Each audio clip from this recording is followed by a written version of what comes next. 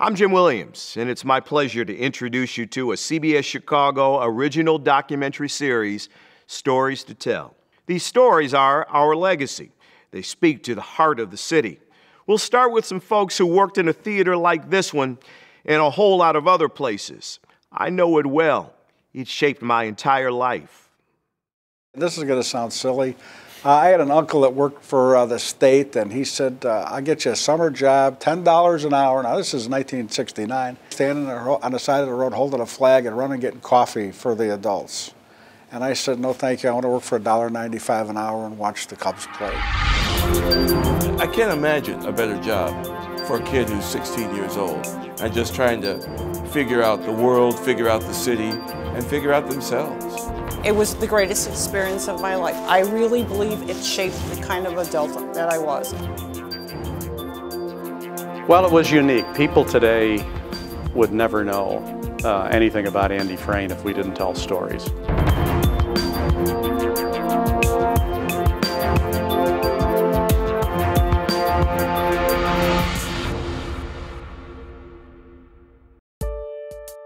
Andy Frain ushers were once everywhere in Chicago. All the stadiums, racetracks, conventions, concert halls. I saw Frank Sinatra twice. Janis Joplin. The Beatles 3 times. James Brown, Al Green. Rolling Stones. I saw Fat Elvis. The Who. And Skinny Elvis. They escorted celebrities. This is Janet Leigh. And occasionally chauffeured politicians. And we're with Bobby Kennedy and Mayor Daley. They worked parades and ushered at enormous dinners for royalty and for presidents, once catching John F. Kennedy's eye. And the usher that was with him heard him say, "Oh, I didn't know Andy had girls now." The assignments were exciting, occasionally boring, and, well, unusual. Andy Frain ushers used to serve as pallbearers. Andy Frain ushers were escorts for proper young ladies to go to the junior prom. For teenagers, it was a coveted job. You worked events people were paying to see, or events making history, and you had authority. And just wearing a suit, for me, was awesome because I almost felt like it was leading me to the right path. I put on this quasi-military uniform for most of the 1970s, starting when I was 16. It was my first job, and it's had an enormous impact on the rest of my working life. The first lesson in how to maintain control in difficult situations. I'm not going to let you bully him like that. I mean, you're not going to, nobody's here to bully anybody, sir. Many former ushers describe a personal transformation on the job. Well, when I started at 15, I was believe it or not, a shy, quiet kid. Now that is hard to believe. By the time I joined the company, Mike Narduli had the bearing of a Marine drill sergeant. He once chewed me out at White Sox Park for letting a handful of people sit in the box seats on a cold night in September when perhaps 5,000 people were in the ballpark. Rules were rules. They didn't have tickets for the box seats.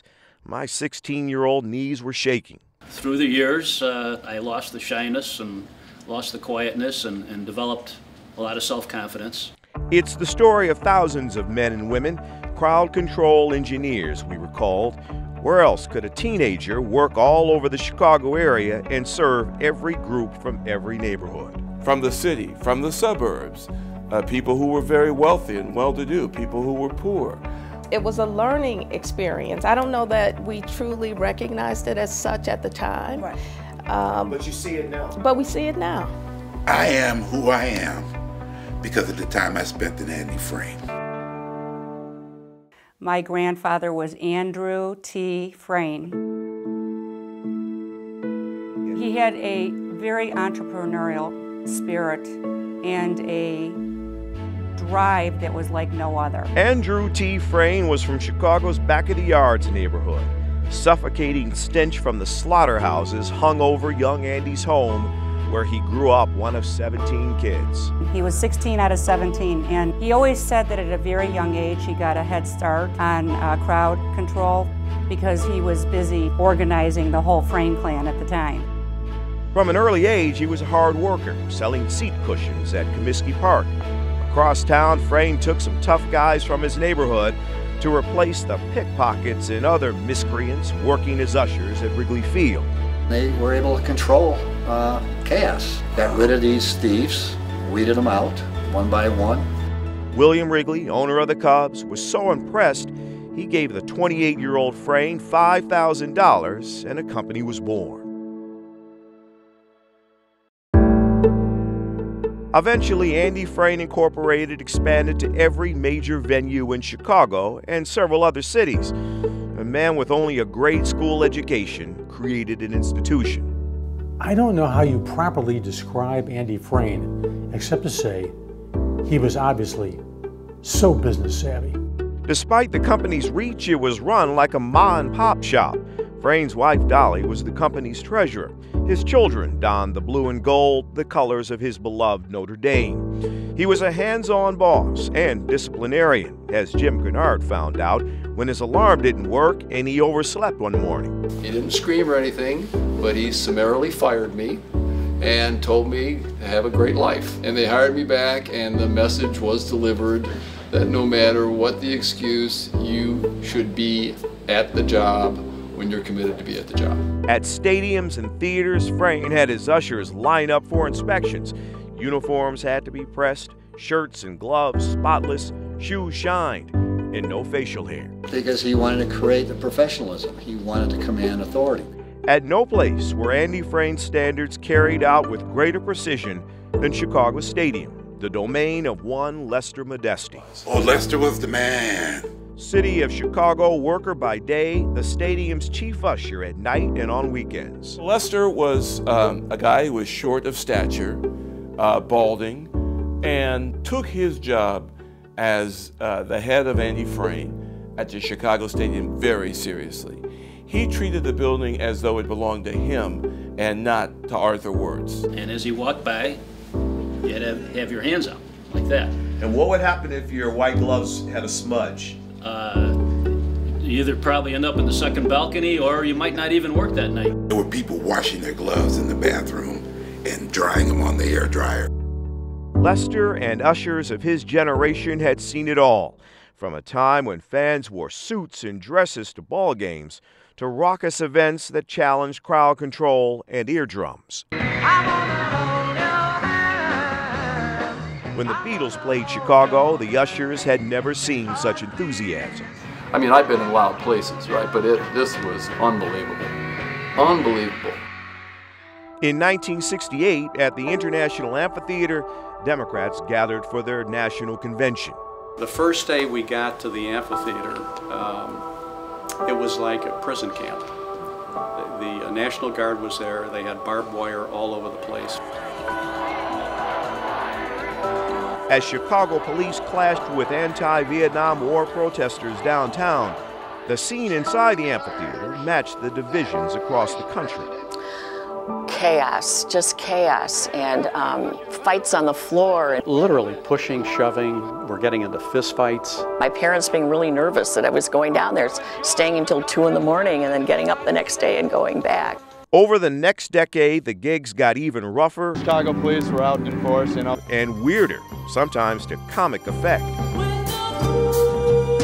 Bill Clark was an usher working the musical Hair, which featured nudity. And I'm instructing my ushers, anyone takes off their clothes in the audience, leave them alone. There was a gentleman, a younger gentleman standing on the landing smoking a cigarette with absolutely no clothes on whatsoever. I said, sir, there's no smoking in the auditorium. At the height of the counterculture, Andy Frain ushers in their conservative attire had to control large crowds of kids their own age, and more than a few fists were thrown.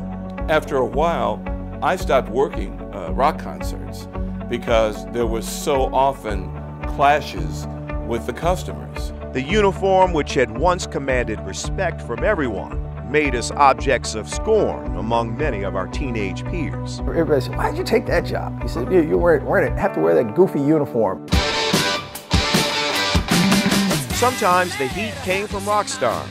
Steve Sarley says he was double-crossed by Elton John, who, while on stage, pleaded with Sarley to keep a surging crowd at bay. And all of a sudden I feel a tap on my shoulder. And I turn around, I look, and there's Elton John. He's like crouched down by a catcher over me. And he's like this. He leans over into my ear and he says, help me. I need you to help me. Save me from the people. I'm scared. I'm so scared. Get the people away from me. I don't want to be hurt.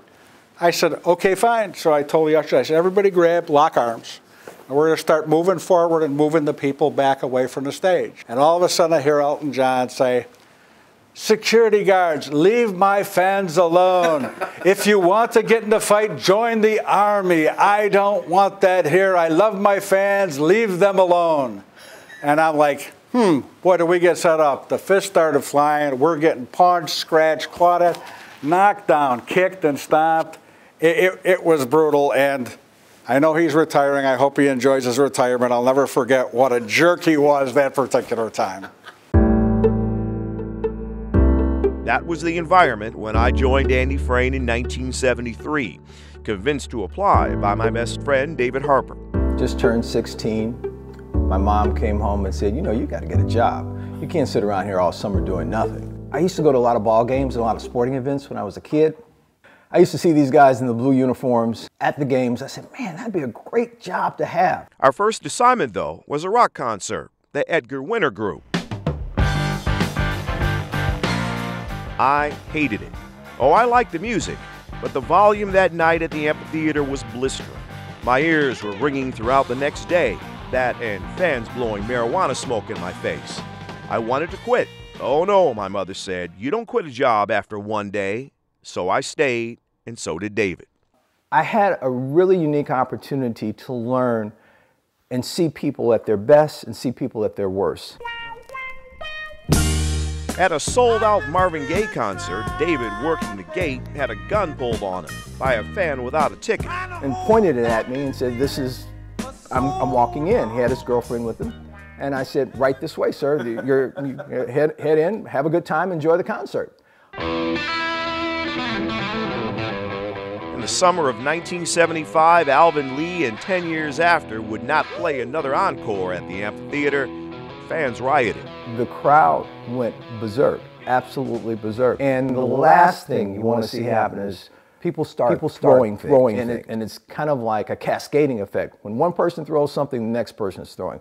First it's a chair, first it's a bottle. One of those bottles hit me square in the back of the head. It actually knocked you unconscious. I thought you had been killed.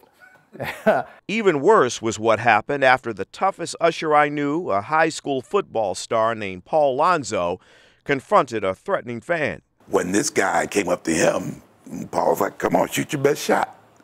So he stabbed him. Paul survived, but you might wonder, if we faced occasional peril, why did we stay with this company for little more than minimum wage? Well, it was a challenge. It was exciting, an adrenaline rush, and we were loyal to one another. We stuck together. We might have had a little infighting, but when it came to us and them, it was us. I see some old, beautiful history here. Here's my dad, Mike. Here's my grandfather, Andy. Andrew T. Frain died in 1964, 4 years after his wife was killed in a plane crash. Their children took over and maintained the high standards. It was a tremendous amount of pressure. Fortunately, though, they grew up in the business. The company's workforce became more diverse. While many young people found jobs close to home in a segregated city, we traveled all over Chicago and created friendships across racial lines. You know, I grew up in Chatham near 87th and Cottage Grove, middle-class African-American neighborhood. This job really opened up the entire city to you.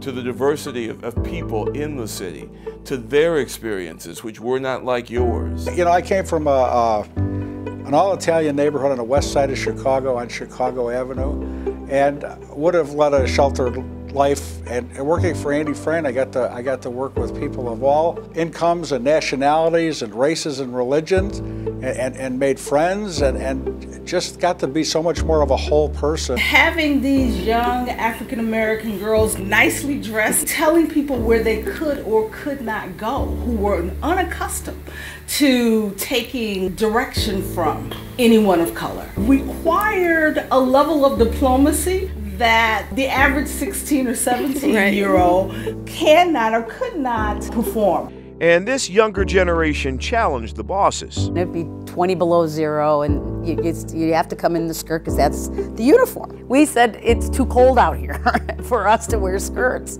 and we need to be able to wear pants. The following year, I'll never forget it, they said, you know, you're right, you ought to be wearing pants in this cold weather, and they allowed us to wear pants thereafter. Leadership nurtured at a young age. Today, Kathy Adusi is the president of River Forest.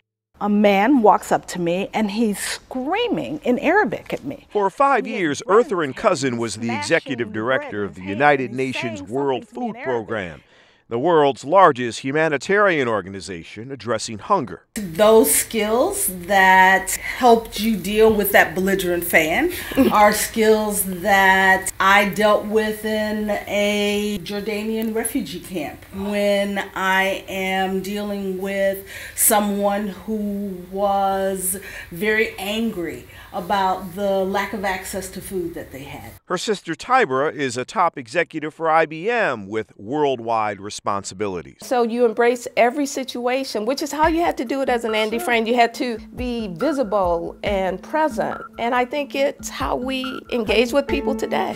Jim Garnard, fired and rehired by Andy Sr. all those years ago. He's been the CEO of 5 tech companies. 4 of them in the Valley, 1 here in Chicago. Just sold the last one to GE about 5 years ago. A mere sample of the success stories among Andy Frain alumni. When you really peel back the onion, that was the foundation that was set. As teenagers at ball games and rock concerts, the ballet and the symphony, political conventions and high society dinners. I trained all the Sara Lee employees, so I traveled the country. So it gave me those skills to deal with all different walks of life, all kinds of different people. In the 1990s, the Frain family sold the company. The major venues in town had started hiring their own ushers. Contracts to provide security at airports also ended. The new owners filed for bankruptcy. Francis Frain, the founder's son, told the Chicago Tribune, "My father must be rolling over in his grave. It's such a shame. It's all gone." The only thing I can say, Jim, on that is I was just sad. You know, it was something that kids will never have the opportunity that I had. There is an Andy Frain company today. Andy Sr.'s granddaughter Kelly and her husband Dave Clayton acquired the Frain name and built an enormous security firm with offices and contracts across the country. I get very emotional when I think about it because Andy Frain is my life, is our family's life. It's something I take to heart. Still, Andy Frain ushers are gone, but the wide range of experiences and the life lessons live in our memories and in the stories we tell.